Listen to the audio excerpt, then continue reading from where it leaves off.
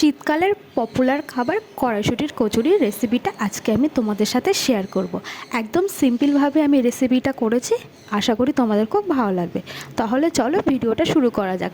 সবার প্রথমেই আমি মটরশুঁটিগুলো ছাড়িয়ে নিয়েছি, ছাড়িয়ে ভালো করে ধুয়ে মটরশুঁটিগুলো পেস্ট করে নেবো। আমি এই মটরশুঁটির সাথে এক টুকরো আদা একদম লম্বা লম্বা করে কুচিয়ে দিয়েছি, আর সাথে দিয়ে দিয়েছি দুটো কাঁচা লঙ্কা। তোমরা যেই পরিমাণে ঝাল খাবে সেই অনুযায়ী কিন্তু তোমরা লঙ্কাটা ব্যবহার করবে। মটরশুঁটিগুলো পেস্ট হয়ে গেলে আমি কড়াইতে সাদা তেল দিয়ে দেবো। কড়াইতে সাদা তেল গরম হয়ে গেলে তার মধ্যে আমি হিং ফোড়ন দিয়ে দেবো।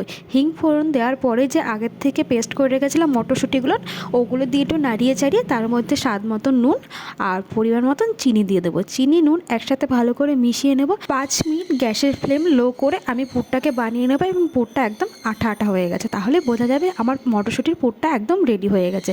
অন্যদিকে আমি ময়দা মেখে রেখে দিয়েছিলাম। ময়দাটার মধ্যে আমি নুন, চিনি আর সাদা তেল ময়াম দিয়ে ভালো করে মেখেছিলাম। তোমরা চিনিটা কেউ ব্যবহার করতে পারো, আবার কেউ না চাইলে নাও ব্যবহার করতে পারো, চিনিটা পুরোটাই অপশনাল। তারপর ময়দা থেকে ছোট ছোট লেচি কেটে লেচিটা একদম বাটির আকারে করে মটরশুঁটির পুরগুলো এক এক করে ভরে নেব।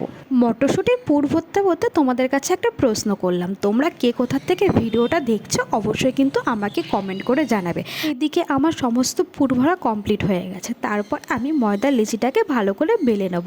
খুব একটা মোটাও বেলবো না, খুব একটা পাতলাও বেলবো না, একদম মিডিয়াম করে বেলে নেব।